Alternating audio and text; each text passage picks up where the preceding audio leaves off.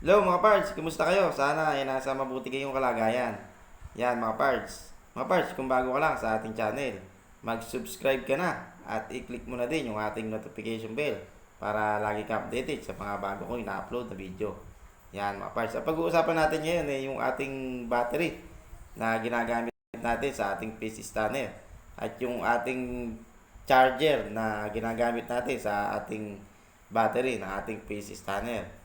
At ang isa pang pag-uusapan pa natin ay yung ginagamit nating pangilaw. Pangilaw sa sa gabi. 'Di ba? Nangingilaw tayo sa gabi ng ng igat ng gamit natin yung ating face stunner, nangingilaw tayo sa gabi. Eh yun, yun ang pag-uusapan natin kung ano yung magandang pangilaw. Yan, mga parts. Paano? Simulan na natin yung ating talakayin. Nga. Tara mga parts. Yan mga parts, yung ating battery. Yan, 12 volts siya. 12 by 12. Yan mga parts. At ito yung ating ito yung ginagamit nating charger. Yan mga parts. Matagal ko nang gamit tong charger na to.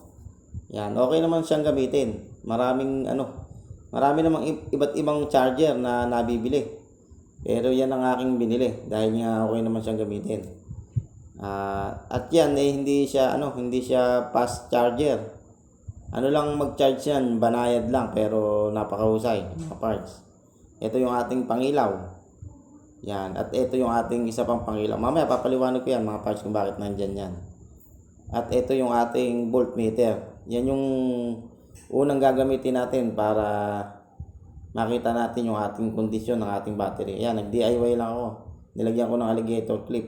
Umorder din ako sa Lazada ng alligator clip para makapag-DIY ako ng aking voltmeter sa aking battery.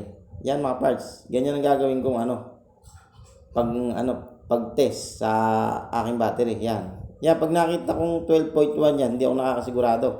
Kasi kung halimbawa matagal nang na-stack ang iyong battery, pag tinest mo ng voltmeter, lalabas diyan 12.1 volts. Kung matagal nang na-stack, hindi rin ako nakakasigurado pagka ganyan. Kaya may pangalawa akong idea na gagamitin para makasigurado ako. Ito yung aking pangilaw na bombilya. Yan. Yan mga parts, yung bombilya kong pangilaw. Ngayon itetest ko, segundo lang kailangan hindi siya bumaba ng 12 volts. Para makasigurado tayong 12 volts nga. Ayan segundo lang bumaba na siya ng 12 volts. 11.8 volts na or 11.9. Ibig sabihin nun, hindi siya totally full charge. Yan. Ulitin ko mga parts, kailangan segundo, hindi bababa ng 12 volts. Kung talagang full charge. Segundo lang. Segundo lang, bumaba na siya ng 11.8 volts. Ibig sabihin nun, hindi siya totally full charge. Pero pagkaka-inalis nyo yung ilaw, yung pangilaw natin, i-disconnect nyo, nagto 12 volts siya. Yan mga parts Ayun nagto 12 volts siya. Akala nyo 12 volts siya pagka ginamit nyo sa inyong face scanner. Di siyempre, nakita nyo, chinik nyo ng voltmeter, akala nyo 12 volts. Pero magtataka kayo, mga kalahating oras lang, akala na. Aahon na kayo. Kasi nga, ampaw yung ating karga ng ating baterya, hindi siya totally full charge. Kaya yun ang gagawin nyo mga parts. Ngayon, low bat siya. Ang gagawin natin, charge natin yung ating battery. Kasi nga lobat Pero bago natin i-charge, tingnan muna natin yung level ng tubig. Yan mga parts Kailangan yung level ng tubig ay nasa upper level. Huwag nyo nga hayaan na mapunta sa lower level yung ating tubig ng battery. Bago nyo i-charge, kailangan nasa upper level yan. At huwag naman kayong sosobra. Kailangan tamang-tama lang yung level niya sa upper level. Yan mga parts. I-connect ko na yung ating battery charger sa ating battery. Yan mga parts tingnan nyo yung ating battery charger. Yan. Tingnan nyo yung ating charging time. Yan Ito yung ating charging time. Ayan nakalagay naman dyan mga parts Nakikita ba? Yan Yan mga parts Ngayon 5 hours tayo mag-charge sa ating battery na 12 amperes. 5 hours. Yan mga parts Meron naman pag malaki yung inyong battery, ayun, 7 hours.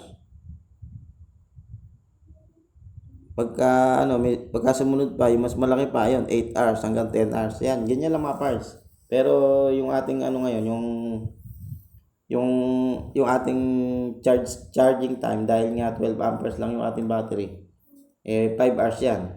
Yan. Yan mga parts, kahit sumobra naman ng oras, kahit sumobra sa 5 hours, okay lang kasi nag-automatic yung ating charger. Yan. Hindi siya nag-overcharge. Kumaga nag-automatic siya kasi nga mahusay yung ating nabiling charger. Yan mga parts, mahusay siya. Yan, kahit magdamagan kayong mag-charge at ma-overcharge, okay lang kasi nag-automatic. Ayan mga parts, tingnan nyo. Kaya ganyan yung charger na ginagamit ko. Yung banayad lang magkarga, hindi mabilisan. Para yung ating battery maging maganda yung performance. Ayan pagka 6 volt yung ating battery, ayan diyan yung lalagay. Yan, may switch yan Pagka 12 volts naman, yan, diyan yung lalagay sa 12 volts. Ngayon 12 volts yung ating battery, kaya diyan natin ilalagay. Yan. Saka ito mga parts, yung gauge. Ito yung switch, ayan Kita nyo yung natin, nung pinindot ko yung switch, umangat na yung ating umangat na yung ating gauge. Ayan 5 hours yung ating charging time. 5 hours mga parts. Yan, 5 hours. Ayan nakalagay Kasi 12 amperes lang yung ating battery, kaya 5 hours. Pagka mas malaki, 7 hours, saka 8 hours, saka 10 hours. Yan, yung ating battery, 5 hours. Okay na yan. Kasi, siya, 12 amperes. Yan sakop na siya ng 5 hours. Yan, okay lang naman kasi, kahit sumobra siya ng 5 hours, okay lang kasi nga, yung ating battery charger, nag-automatic yan. Yan. Automatic yan kahit masobrahan na karga, kahit yung battery kasi natin mga parts, pagka matagal nating hindi ginagamit, talagang nalolobat yan. Parang gulong ng gulong ng ating sasakyan. Pagka matagal nang nakagarahe, mapapansin nyo lumalambot yung mga gulong. Ganyan din yung ating battery mga parts. Ito gagamitin nyo mga parts, ito. Yan. Napakatipid na to sa sa battery. Saka hindi na siya nakakonek sa ating 12 volts na battery. Kumbaga siya, charge siya mga parts. Charge nyo bago nyo gamitin. Halimbawa gagamitin nyo sa gabi, charge nyo na sa sa tanghali o kaya sa maga. Mabilis lang siyang ma-full charge. 2 to 3 hours lang full charge na siya. Matagal nyo na siyang gagamitin. Halos 8 to 12 hours yung gagamitin. Ayan, testingin natin mga parts. Papakita ko sa inyo. Yan, testingin natin para makita nyo yung liwanag. Yan Yan. Papatay ko yung ilaw mga parts. Ayan, pinatay ko na ilaw. Yun kita nyo. Tingnan nyo mga parts yung liwanag niya Habang lumalayo ka, lumalaki yung liwanag niya maliwanag talaga mga parts. Pagkakahalimbawa ay nasa gitna kayo ng bukid. Yan liwanag Matipid siya dahil yung ating pangilaw na yan hindi na nakakonek sa battery ng ating PC scanner. Yan tingnan nyo lang. Saka may may sensor siya mga parts tingnan nyo Meron siyang sensor. Yung pagkakahinawi nyo ng kamay nyo, kusa siyang mamamatay yung ilaw. Tingnan nyo, hawin ko ng kamay. Yan, hindi ko pindutin yun kusang nag-automatic siya. Hindi nyo na siya hawakan para patayin yung ilaw. Yan kita nyo mga parts yun basta na-sensor nyo yung sa may harapan basta nakublihan ayun nag-automatic yung kanyang ilaw mga parts yun nasa sensor niya. Ayun yun may sensor siya nadidetect niya na pagka may humaharang sa malapitan lang naman, sa malapitan. Pagka nilapit nyo lang yung kamay nyo. Pero pagka kamalayo may nagdaang tao hindi na mamamatay yan. Yung malapitan lang para hindi nyo nahawakan yung switch para go automatic siya yun pag ginahawi nyo ng kamay nyo. Kaya hindi nyo nahawakan hindi nyo nahawakan yung switch para patayin yung ilaw. Halimbawa mapuputik yung kamay nyo, dumakot kayo ng iga, hindi nyo nahawakan yung switch ng ating ng ating pangilaw yun In-order ko to sa Lazada mga parts. Sa halagang ano lang, 200 lang mahigit siguro. Pagkakatanda ko. Pero sulit na.